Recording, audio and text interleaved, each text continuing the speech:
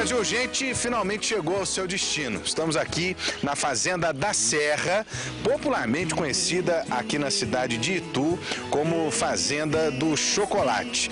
Lugar maravilhoso em meio às divisas aqui de Cabriúva, Jundiaí, Itu.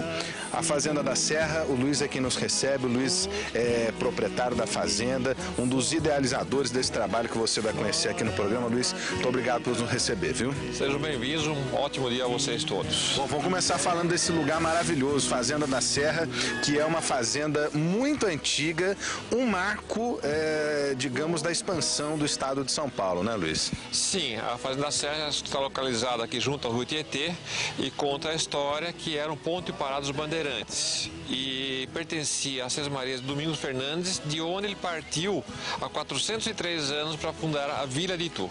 A Vila de Itu, gente, que é considerada uma das primeiras cidades do interior do Brasil. Nós tivemos no litoral, São Vicente, outras cidades ainda no litoral, mas para esse interior, caminhando para o coração do Brasil, a cidade de Itu é, de fato, uma das primeiras cidades a ser colocada, né, a ser fundada, e é um lugar maravilhoso e nós vamos ver nas imagens que é de fato encantador. Bom, começou com o nome e teve que trocar de nome, né, Luiz? Sim, originalmente, desde o início, o nome é Fazenda da Serra. Quando nós começamos, há cerca de 20 e poucos anos atrás, a produzir os chocolates, registramos o nome como Chocolates da Fazenda. E o público começou a chamar a Fazenda de Chocolate e nós adotamos o nome. Bom, antes do chocolate, eu vou pedir para o Luca mostrar. O Luiz vai caminhando comigo. Está aqui um dos símbolos do desenvolvimento dessa região. Está aqui um pé de café, não é isso, Luiz? O café, de fato, foi o grande impulsionador do desenvolvimento dessa região durante muitos anos, né? Sim, final de época de escravidão e principalmente na grande época de colonização italiana, que foi quando toda a região se desenvolveu, o principal era isso aí, era o café. O café agora deu lugar ao chocolate. Sim, não como plantação, porque nossa região aqui não permite a plantação. Temos alguns pés, sim, em estufa para poder mostrar ao visitante, mas não é uma região produtora de cacau. Bom, nós vamos conhecer um pouco dessa realidade. Lógico, nós não vamos conhecer a produção do cacau, mas fiquei sabendo que aqui tem pé de cacau e nós vamos ver o cacau de perto e mostrar para você do outro lado, nesta sexta-feira que antecede a Páscoa, um pouquinho da fabricação do chocolate e os segredos do bom chocolate, porque o chocolate aqui é diferenciado, né, Luiz? Sim, nós procuramos fazer um chocolate bastante artesanal, com máquinas de pequeno porte e com um teor zero de gordura, como se dá o nome, de hidrogenada, ou cada vez se dá um outro nome. O nosso chocolate é todo com a manteiga de cacau como fonte de gordura. É o chocolate original. É o chocolate original de alta qualidade. Então vamos embora para a gente acompanhar um pouco dessa maravilha.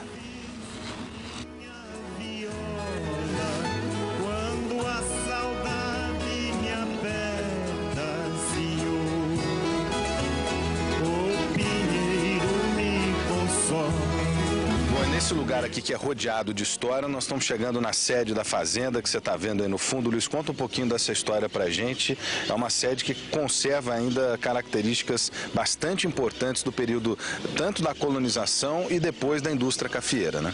Sim, o grande auge de toda a região aqui foi na época da plantação de café, final da escravidão e começo da, principalmente, região aqui, colonização italiana, né?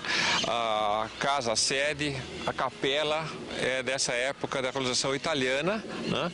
E a antiga senzala aqui, que foi transformada na época da colonização no moinho de fubá, que os italianos queriam sua polenta. Então é uma senzala bastante particular que nós temos aqui, bem próxima à casa 7. Bom, por uma questão de cronologia, nós vamos mostrar primeiro aqui a senzala. E essa senzala tem uma característica bastante peculiar, porque é uma senzala muito próxima da casa grande, né? Sim, na fazenda existiam duas senzalas, uma geral comum que a gente não sabe mais onde ficava, e essa aqui com essa particularidade que é uma senzala que a gente brinca ser duplex, que ela tem 2 andares, onde os homens ficavam embaixo e as mulheres em cima, né? Para que as mulheres tivessem acesso à casa. Uhum. Agora, o número de escravos era bastante grande, né? Sim, a fazenda era bastante grande, a gente não tem esses registros aí de quanto, mas se sabe que eram bastante, tanto é que existia uma segunda senzala bem maior que essa aqui. aqui. Essa aqui realmente era a senzala que se chamava de escravos mansos que serviam à sede praticamente. A gente percebe que é um ambiente arejado e que é um ambiente que conserva características de arquitetura muito interessantes, né? Desde da própria alvenaria, com tijolos bastante antigos, com esse piso de madeira, é de fato uma beleza bastante significativa. Hoje vocês estão aproveitando esse espaço aqui, dando uma outra destinação, né, Luiz? Sim, nós aproveitamos essa parte de cima aqui para um refeitório, como um restaurante, alguma coisa assim, e a parte de baixo nós abaixamos o piso porque a parte de baixo, onde os homens, infelizmente, não eram tão arejadas como a parte de cima.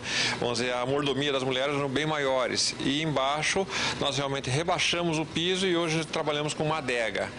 Mas realmente lá não existia essa ventilação toda, era um ambiente bem ruim. Bem ruim, né? Bom, nós vamos mostrar alguns objetos que ainda são característicos e que fazem parte da história da fazenda, aquela pedra ali em forma de roda, do que se trata, hein?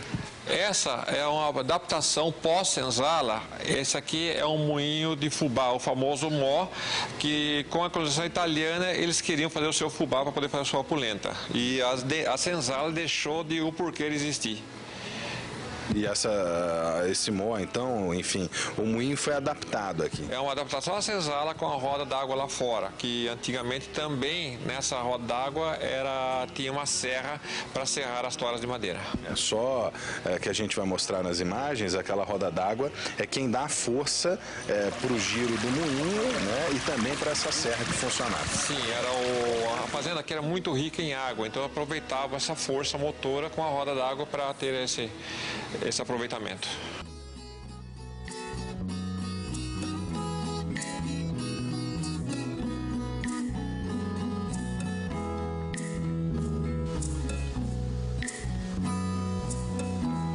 Bom, Luiz, nós vamos subir aqui porque nós estamos chegando em outro lugar bastante significativo aqui da fazenda, muito bonito também, inaugurado em 1925, que é um espaço religioso, uma capela, é a Capela de São Roque, né? Essa capela foi construída pelos imigrantes italianos logo após a escravidão para manter os colonos italianos que vinham aqui na fazenda.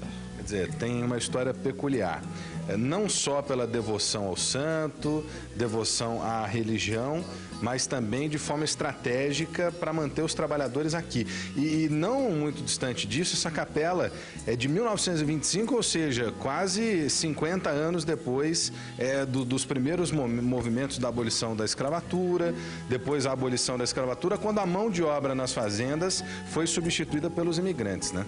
Sim, a mão de obra foi substituída pelos imigrantes, quando vinham com promessas de terras, mas eles chegavam aqui, na verdade, não era isso.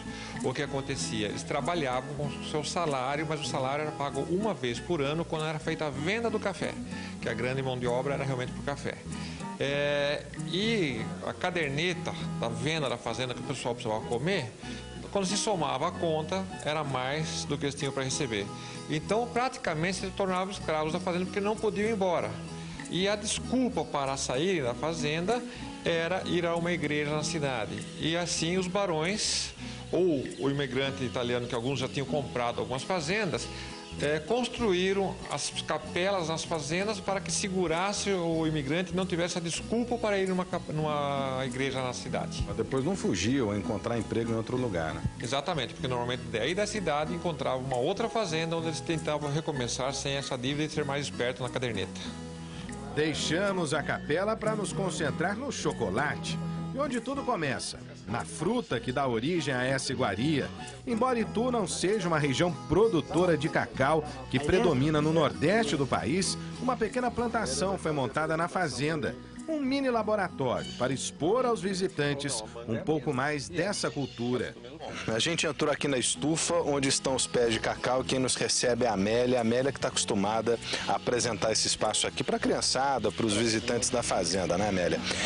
Foi importante a construção dessa estufa para garantir algumas condições parecidas com a da zona produtora, né, Amélia? Sim, na verdade é para proteger do vento, né, do vento, do sereno, sereno e do sol também muito forte, tá? Porque dá pra ver que a chuva vai cair aqui e vai molhar, né? Então, o pé de cacau é só para proteger mesmo do vento, ele é meio, acho que melindroso, com certeza, tá? E a Amélia vai estar aqui fazendo passeio com os turistas, é um passeio particular, né? Que o pessoal não paga para entrar na fazenda e é um passeio, então, o pessoal desejar fazer esse passeio, conhecer do cacaueiro até o chocolate, então vão opinar por esse passeio. Explica pra gente um pouco desse cacau aqui então, Amélia. Então, o cacau, depois que sai daqui, o pessoal tem que colher ele verde, né? Para depois ele ficar maduro e vai madurar. Vamos tirar a semente, vai secar lá na barcaça. Vai fermentar primeiro, né? Para depois ir para a barcaça, tá? Depois que vai para a fábrica de chocolate.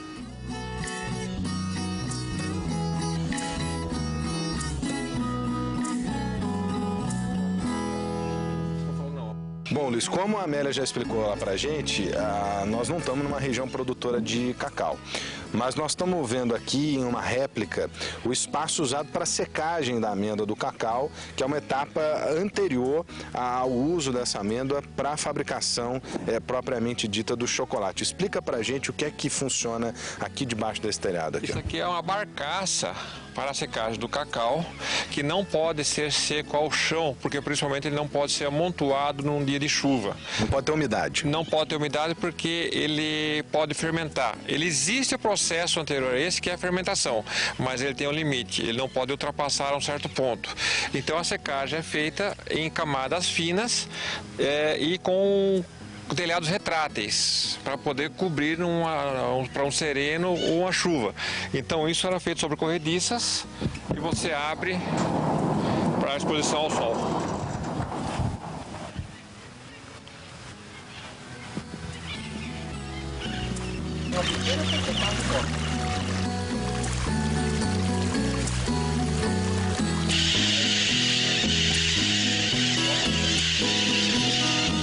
Bom, você já viu muita coisa, né? Um pouco da história, viu cacau no pé, viu café, mas cadê o chocolate? É o que você vai ver no próximo bloco. Aqui do Brasil Urgente, tá lá dentro, olha, aquilo que tá todo mundo esperando pra ver. E é um chocolate original, um chocolate de verdade. Os segredos a gente mostra pra você aqui na tela da Band. Até daqui a pouco.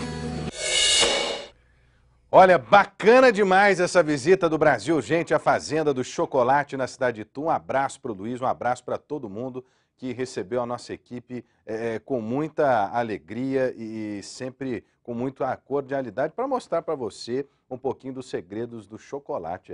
Temos chocolate sim. Quantas horas aí, Ney? Porque nós estamos ao vivo aqui na tela da Band. Quantas horas está marcando, hein, Zé? Pode falar para mim aí. 5 e... Hã? Quantas horas aí, Ney? 5:09 agora. 5 horas e 9 minutos. Acho que o Zé não conseguiu ler lá os ponteiros, é isso? Não, conseguiu sim, 5:09. E olha, você que está aí do outro lado, preste atenção, porque se você anda precisando renovar o seu quarto, o Brasil Urgente dá um jeito. O Brasil Urgente continua com o concurso Cantinho Marabras e a gente sorteia para você, nesse mês de abril, móveis para o seu quarto. Você gostou da ideia? Então participe, é só ligar para o 9685-1010, digite o 3 para o Brasil Urgente, 3 para participar e responda.